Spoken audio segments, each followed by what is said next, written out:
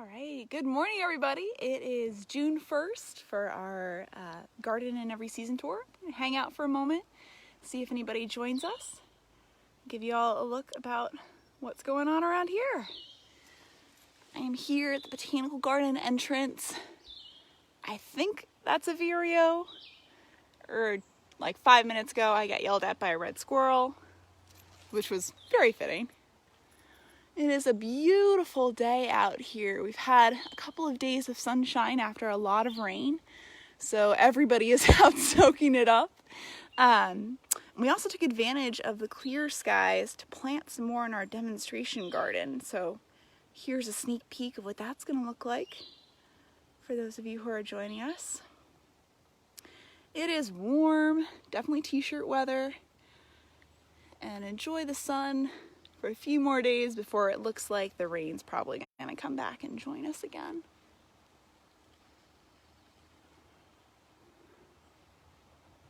All right. Good morning, everybody. Thank you so much for joining me today.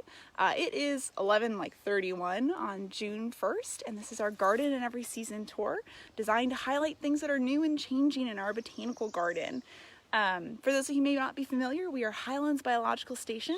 We are out in western North Carolina in the mountain areas, which means we are just rolling into the warm weathers of summer, and it is a beautiful day.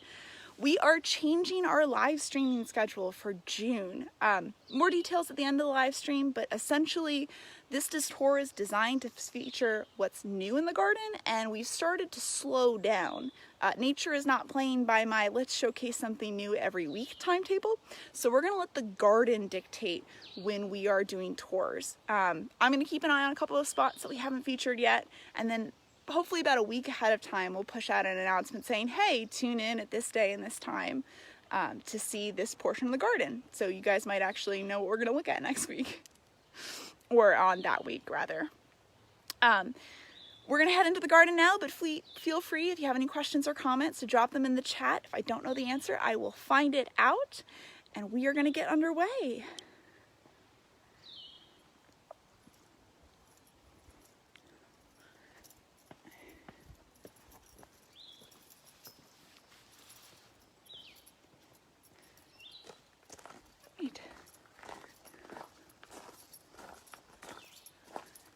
For those of you who may have tuned in to our fern live stream last week, this portion right here at the entrance of the garden is a great place to see a whole bunch of different ferns, but most of them are beyond my ability to identify without a guide of some sort.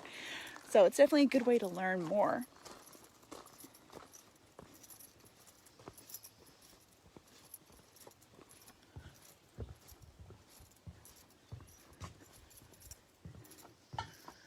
We're heading out onto our new boardwalk, and this is going to be a very a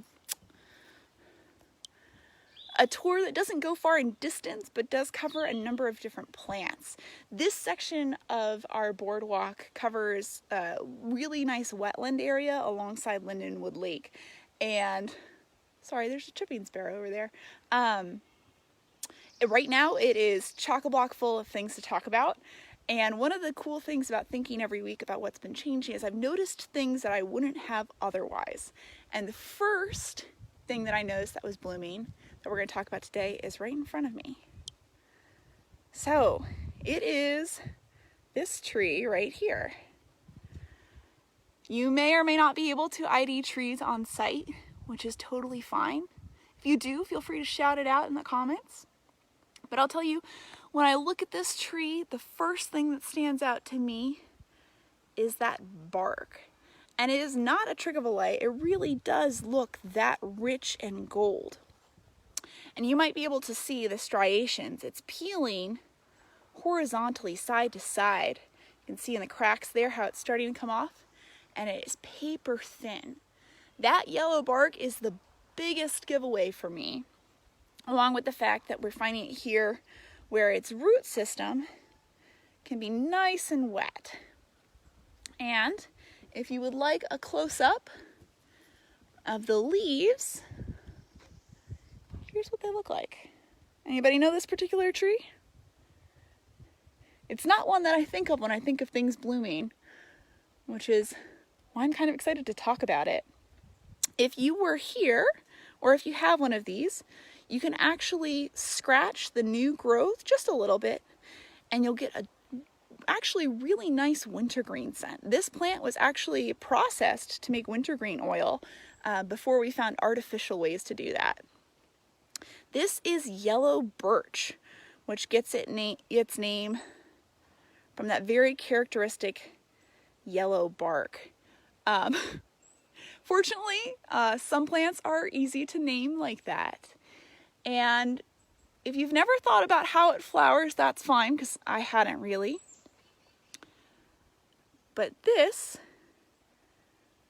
is a spike of flowers. Inside here are teeny tiny inconspicuous flowers. And these are female flowers that need to be pollinated, and they'll create the seeds. The male flowers look a little bit different. They would be at the end of these twigs hanging off in what we call catkins. And I've got a guide right here to show you guys. So that is what a catkin looks like. Inside there are teeny tiny male flowers that are spraying pollen everywhere. And now I kind of gave it away, but if you're looking at these flowers, they seem kind of dull, and they don't look like they'd have a lot of nectar. So how do you think pollen gets from those male spikes, those male catkins, to these female ones? Layla is saying, learn something new every day, and that is my hope. I definitely learn a lot when I prepare for these programs, and I'm hoping to pass that stuff along to you guys too. Because one of the themes is how plants are pollinated and how their seeds are dispersed. Hello, Connie. You probably know the answer, but the pollen gets from those male catkins to these female flowers by the wind. When we think about flowers and pollination, it's critical for plants, most plants. And they usually take two forms. One is they're pollinated by animals, or another is they're pollinated by some sort of abiotic or non-living force. And if you've ever lived in a pine-dominated area, you are very familiar with the results of wind-dispersed pollen. When I was going to college, it would rain and you would see the ground and the puddles would just be yellow with the pollen that these male flowers are throwing out, many, many, many, many thousands of pieces of pollen, hoping that eventually it makes its way to a female flower. And that's what's happening here with our yellow birch. The fact that the flowers are very small, they don't seem attractive, they definitely don't catch the eye unless you're specifically looking for them. It's unlikely that an animal is going to be pollinating those. So yeah, those are yellow birch flowers. You may never have seen them before, but hopefully if you go out and you see a yellow birch, again, characteristic yellow peeling papery bark, you'll find them. And the seeds are very small. And what's fascinating about the seeds, let's see, take a look at this birch and how it's growing. What do you guys notice?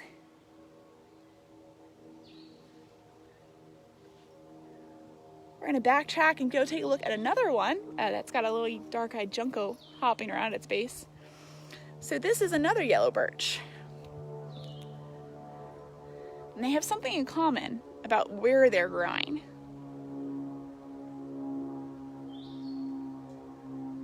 They are both growing on top of boulders. Now, if you're like me, you think, well, there can't be a lot of soil there. Why in the world is it advantageous, or how can they grow on top of what's essentially bare rock? And the answer is that's kind of where they have to grow. Yellow birches can't really do well in hard dirt, the kind of soil that we would find compacted behind me in these rhododendron thickets. There's not a lot of space for them or sunlight. Yes, Nicole has got it. They are growing on rocks, and that's actually the perfect place for them to sprout, to germinate. That or logs. Yeah, Kenny's pointing out that it's fascinating, and it's something that I had noticed when I was hiking, that they would be growing in really random places. Sometimes, let me switch back here. When they land on logs and they start to grow, imagine that this boulder was a log. Over time, it would decompose and it would start to vanish. And what you would find would be a birch growing on what looked like stilts because the roots would continue to keep it upright, but the log it had been growing on was vanished. So if you see a tree that looks like it's up on stilts, it's probably a birch that germinated on a long decomposed log. So these guys have clearly enjoyed this boulder field over here. And those small seeds that are wind dispersed, because there's not any sweet packaging or nutrients associated with them, there's no animals that disperse them, they'll fly away and hopefully land maybe on one of these boulders or another place that's a little bit sunnier and perfect for them. So, we're gonna keep going. Thank you guys so much for joining me today.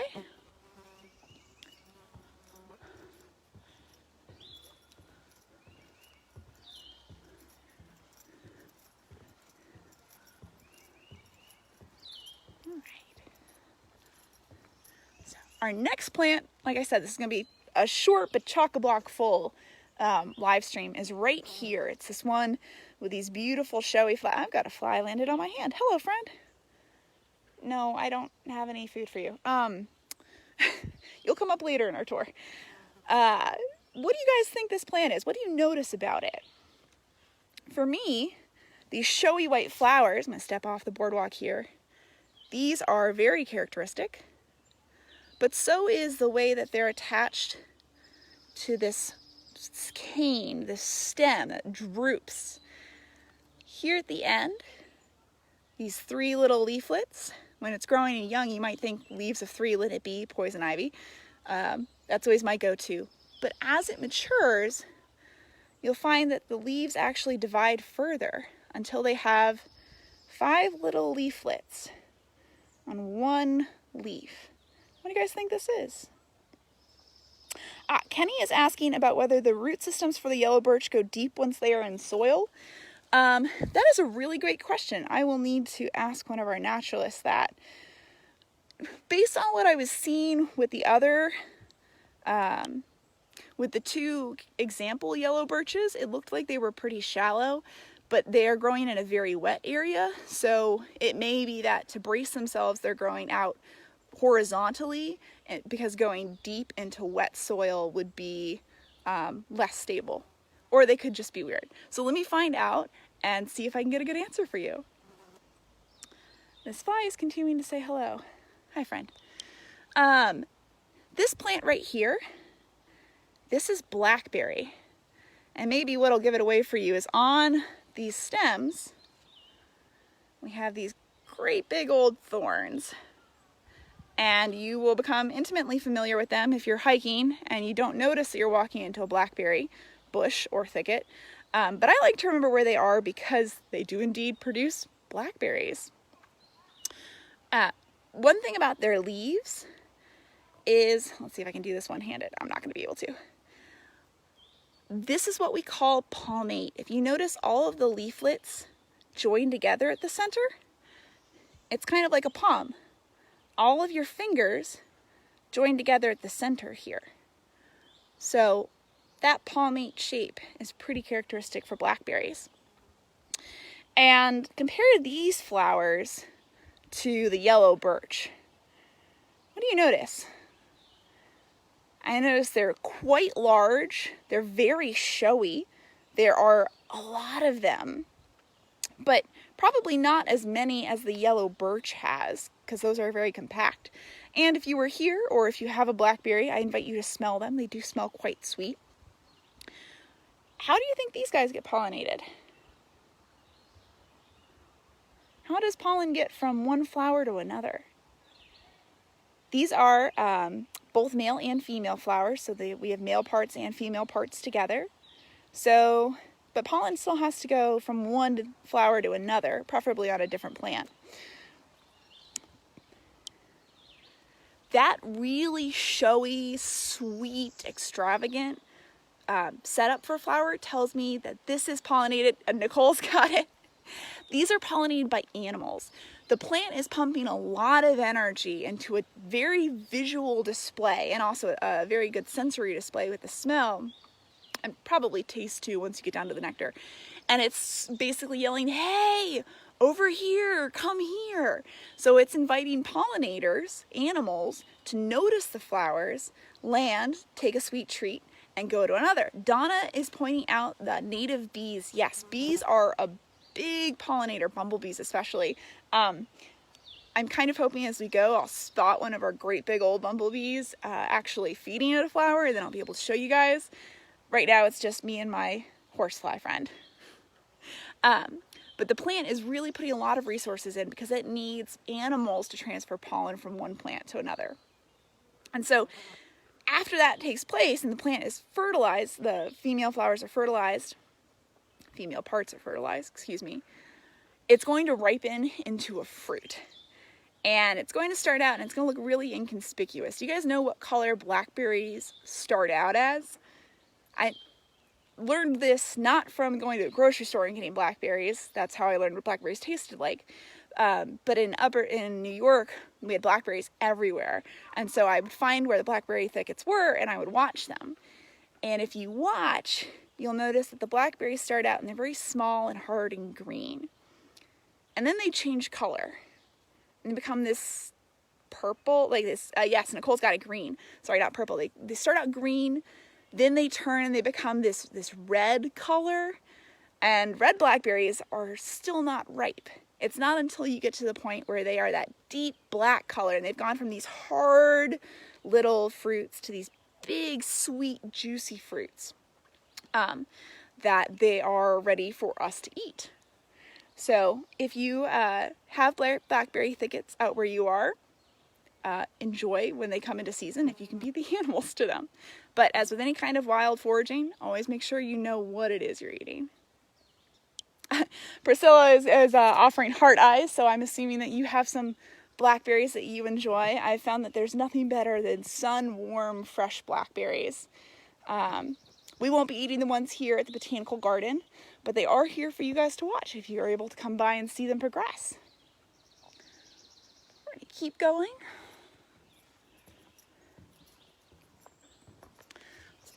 Try and put my guidebook back.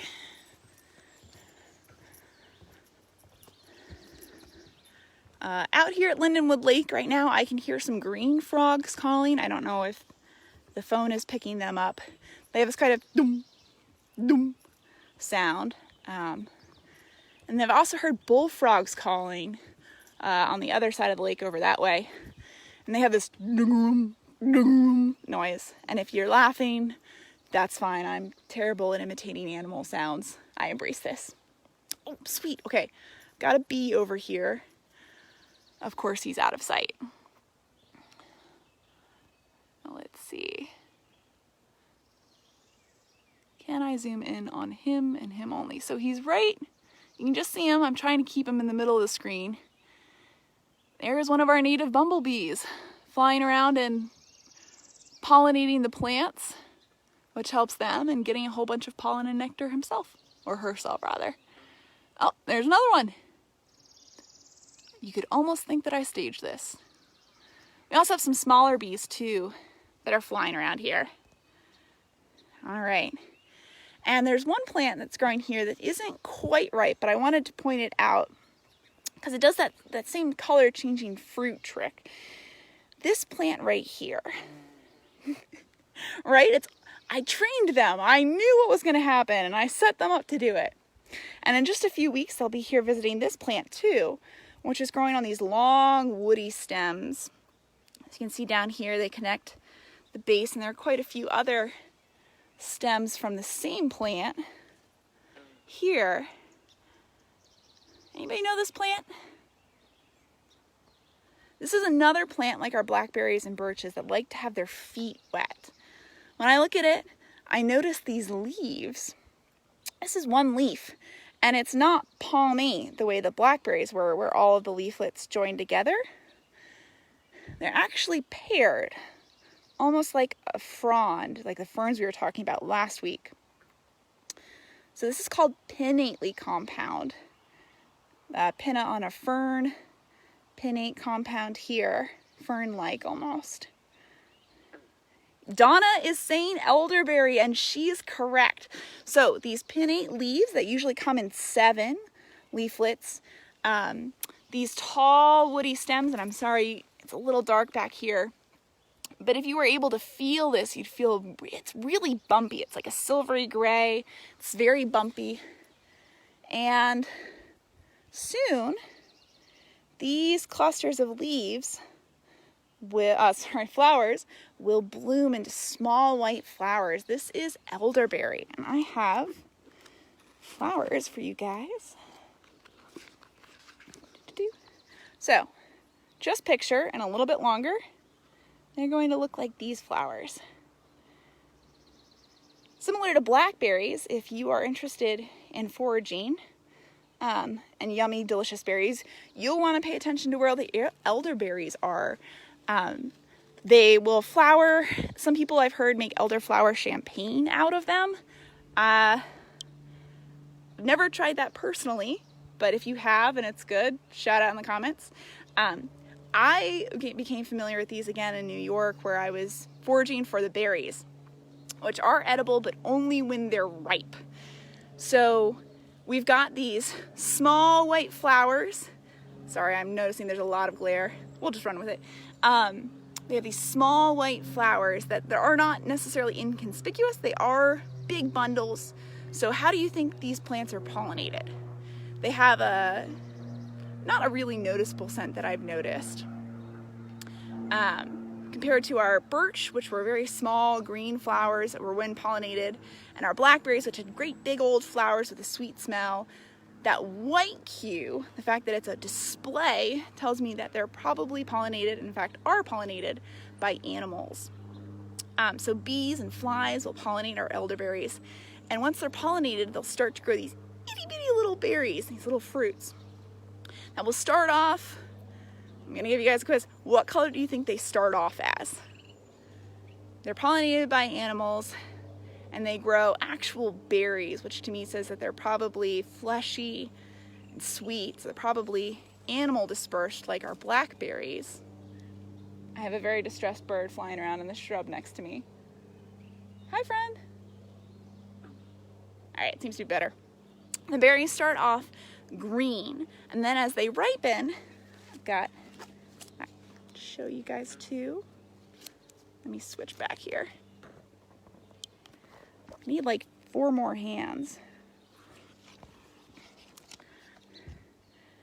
They'll start off green, and then as they ripen, they'll turn this maroon purple black color, which is when, if you can find them, you'll want to harvest them to eat. Again, always be sure that you know what you're gathering. Around here, if you're trying to harvest elderberry, I wish you the best of luck, because you probably are going to be too late. Which gives you a clue about how quickly they get snapped up by the animals that eat them.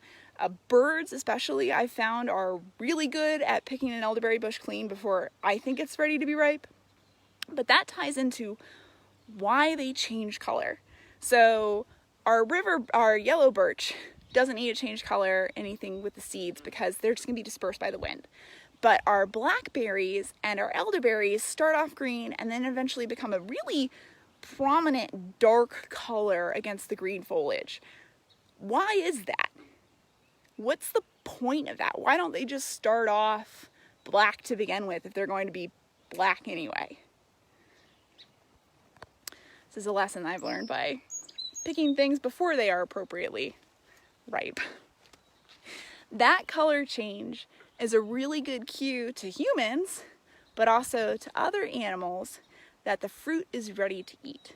And if you think about it, a blackberry is a lot of investment on a plant's part. The elderberry clusters take a lot of time and energy to grow. Donna grows her elderberries for the birds. I'm sure the birds appreciate that. They definitely appreciate the ones around here and everywhere else that I've spotted them. That color change is a good visual cue that the fruit is ripe and soft and sweet, which is great for us because we enjoy eating it when it hits that point.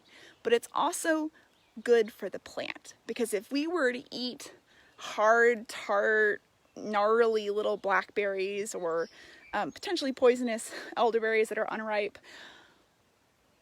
You know, the seed inside, what the plant cares about, that seed, if we were to walk into the woods or as a bird fly into the woods and release that seed in the natural process, that seed wouldn't be ready to germinate, to land and grow.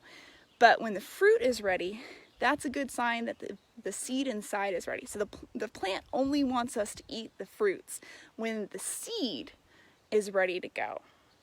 So they invest all this time and energy into animal dispersers who are going to take those seeds, hopefully travel far away to a similar habitat, and so land, and the new seeds will germ there. New seeds will grow there. All right, we're going to keep going. So you guys can tell it is beautifully sunny out here, and I was hearing some green frogs call. Oh, just startled some green frogs down here. They love to hide in these grasses and under the lilies, and most of the time I only know they're there when they're swimming rapidly away from me. You can see the ripples in the water. A lot of ripples in the water. Hi, friends. All right.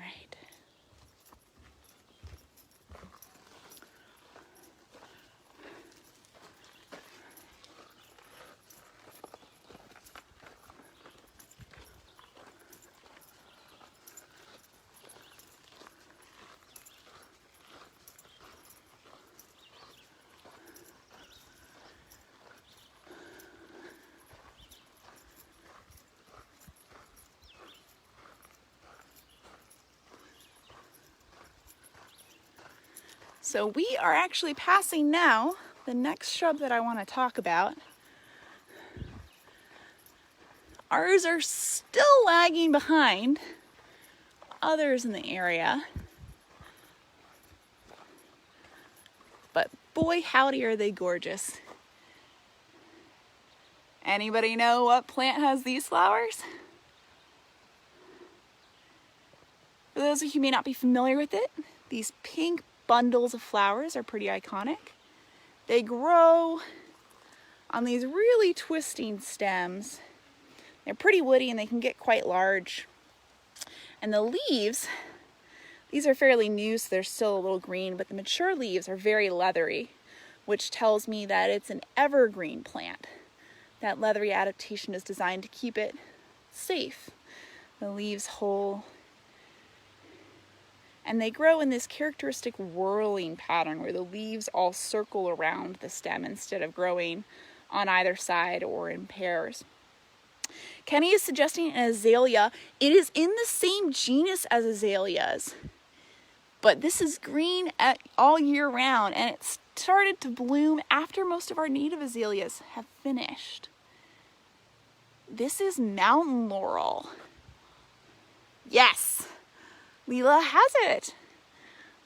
So these really unique, beautiful flowers, these cup bowl shape with the pink ring in the middle, these are very distinctive mountain laurel flowerings.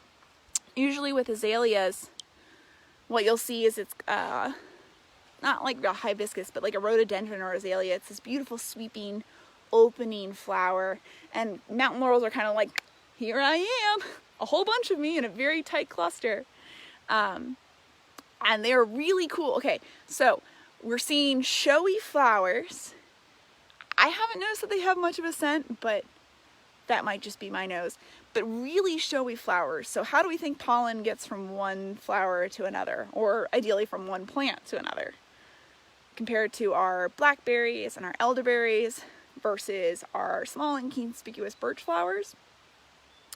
These are pollinated by bees, and they have a really cool pollination method. Okay, let me see if I can get zoomed in here enough to show you.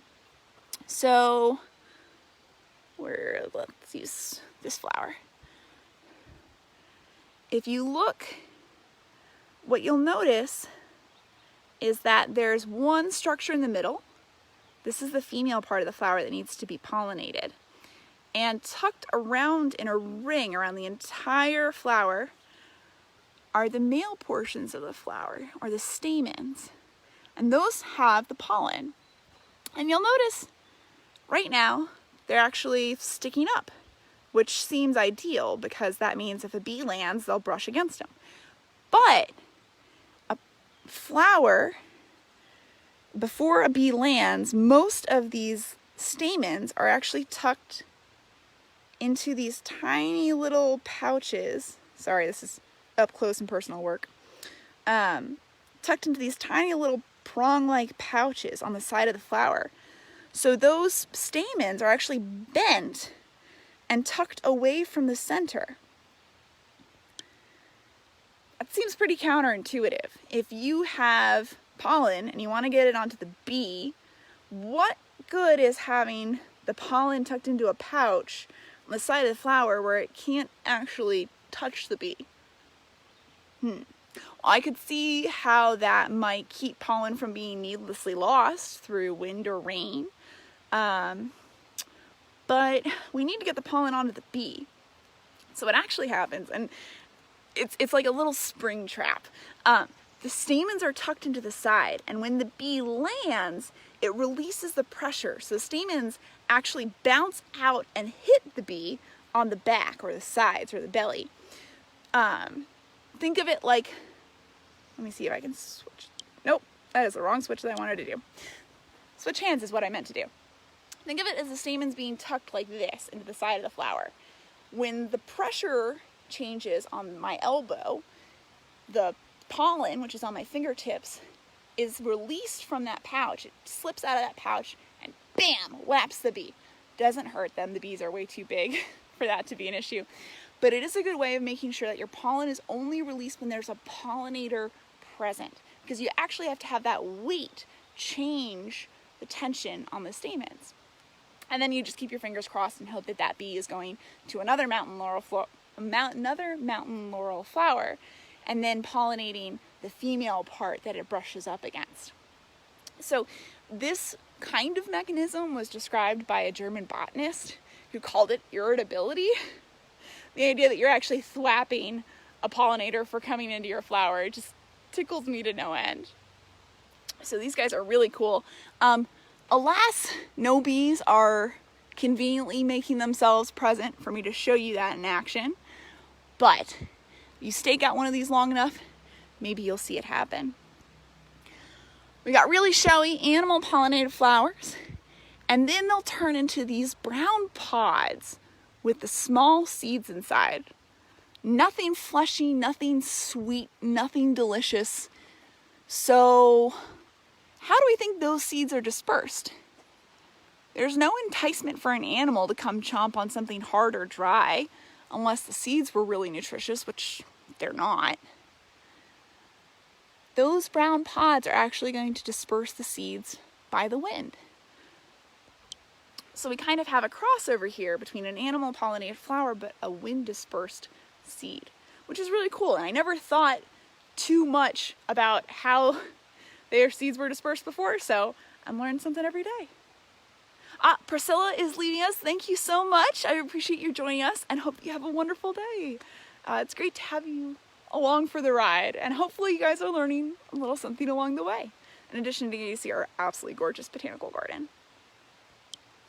We are going to keep moving to our last stop on the tour today.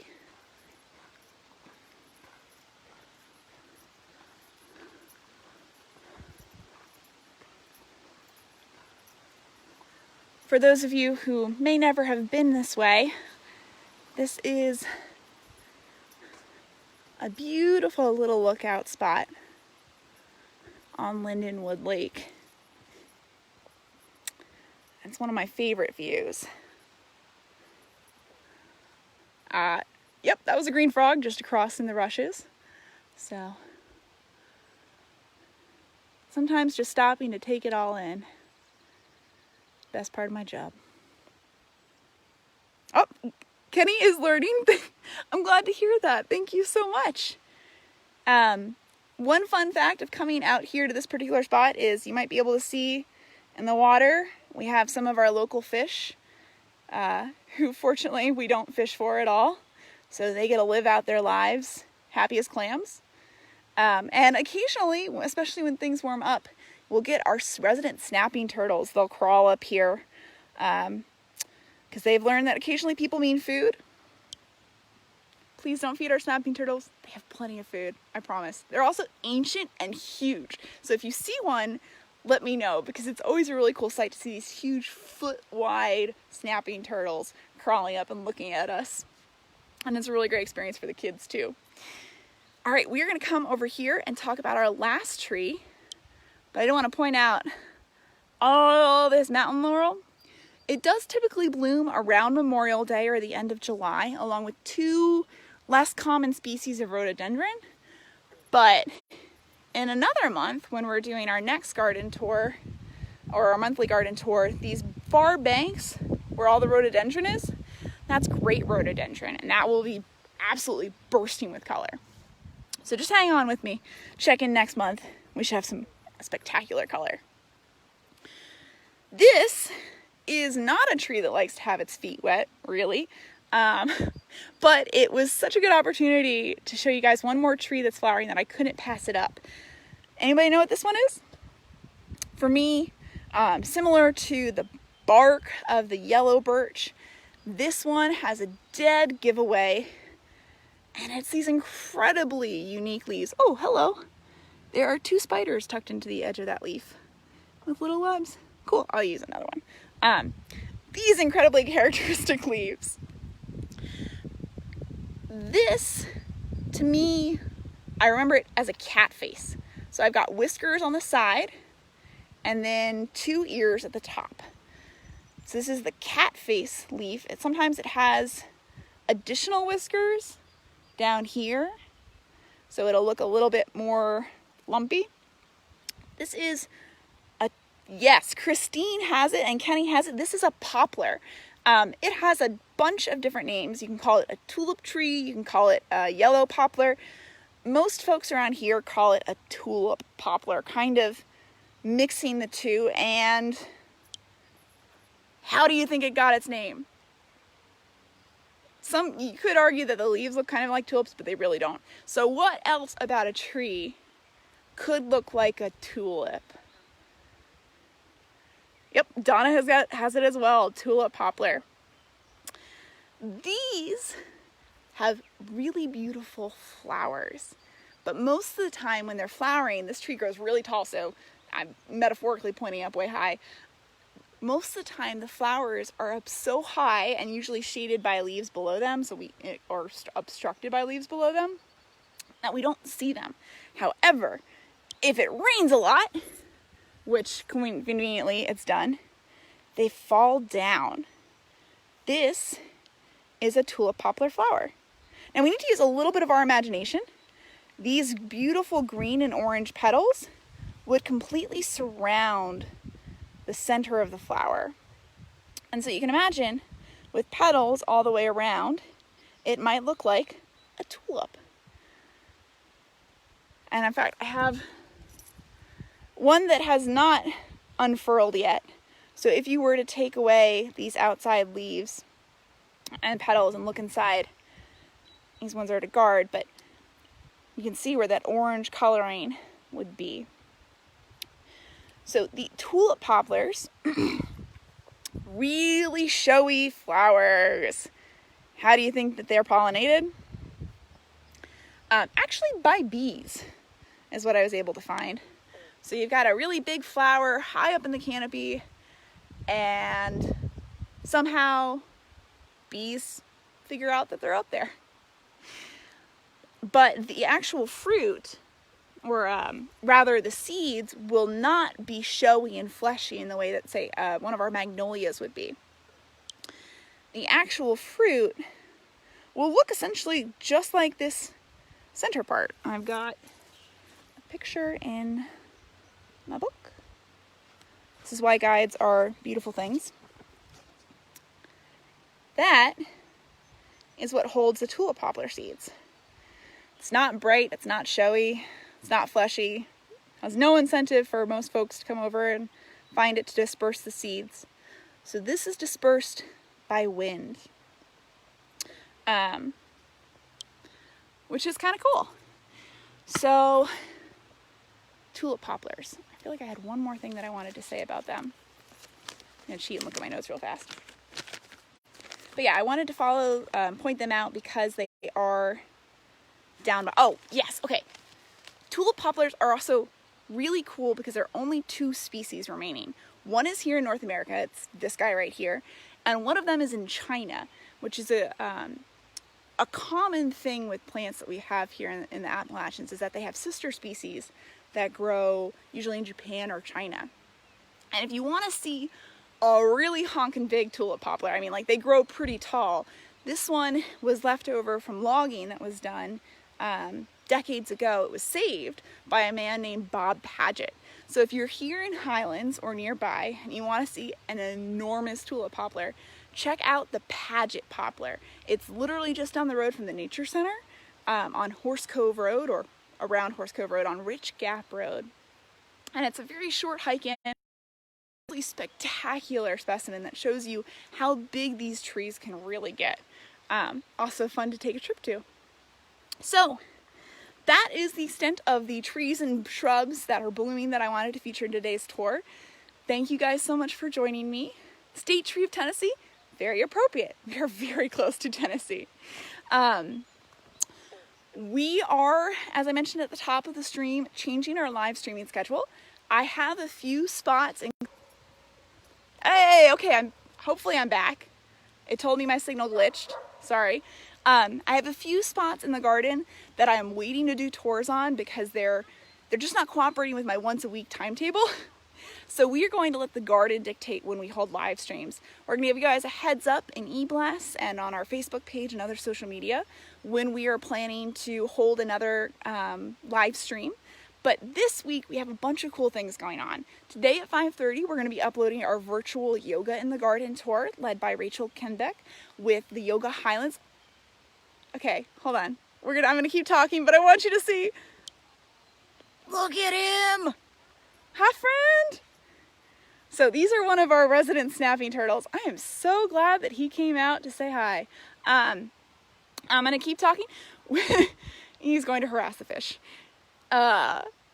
We have a virtual yoga video that's going to be going up live this evening at 5:30, so you guys can hopefully get outside and watch it. Hi, good to see you too. Oh, and here's our second one. It's down here in the muck. Kenny is saying thanks, you are very welcome. We're going to be doing 2 more live streams this week. One at 2 on Thursday. Are you going to eat it? No, he's just checking it out. Christine is pointing out that these are large turtles. Yes. And distracting me quite a bit, but I want to show you guys. On Thursday at 2, I'm going to be doing a live stream about salamanders in partnership with EcoExplore through the North Carolina Arboretum. It'll be fairly short, kind of an introduction for their herpetology week on what salamanders are and where we can find them. And then on Thursday at 3, I'm going to be doing a live stream about native plants and how they benefit birds for the Balsam Mountain Migratory Bird Festival. Hi, friend! They normally have a festival in person, so we've adapted to an online session, and I know other organizations like the Highlands Cashers Land Trust are also doing events. So check out the Balsam Mountain Trust and all the things they have going on this week. And see what we've got going on. Donna, thank you for spreading the word. We're always happy to have more people tune into our events or watch these when they go up on YouTube and our website after the fact. And I might just hang out here with my friend for a little while. But I will end the live stream so you guys can go off to other things. Does anybody have any final questions, comments? Kenny, I will do my best to research about yellow birch roots and how they, whether they grow in deep once they've hit dirt or not. But yeah. Alright, well thank you guys so much for joining me today. I hope you have a wonderful time of it and enjoy the sunshine if it is in your area. And there's a green frog like 6 feet from me. I'm definitely going to enjoy this moment. Alright, have a wonderful day. Thank you, Nicole. I'm glad you learned a lot and had fun. That's the goal. And I hope you guys continue to learn and have fun. If you are in the area, I'm going to switch back to me for a moment. If you are in the area, the Botanical Garden is open dawn to dusk, year-round, free of charge. Please just maintain appropriate social distances and take other precautions as appropriate. Kenny is asking what the turtles eat, and it's, as far as I'm aware, it's anything they can get their jaws on. So they'll eat a lot of, oh, they're moving, so I'm going to flip back to them. Yeah, they're having an internal disagreement. They will eat salamander and frog masses. They'll eat frogs. They'll eat fish. They're pretty indiscriminate. So, all right. Well, that was my cool moment for the day, possibly the week. And I hope you guys have enjoyed it as well. Thank you all so much. Bye.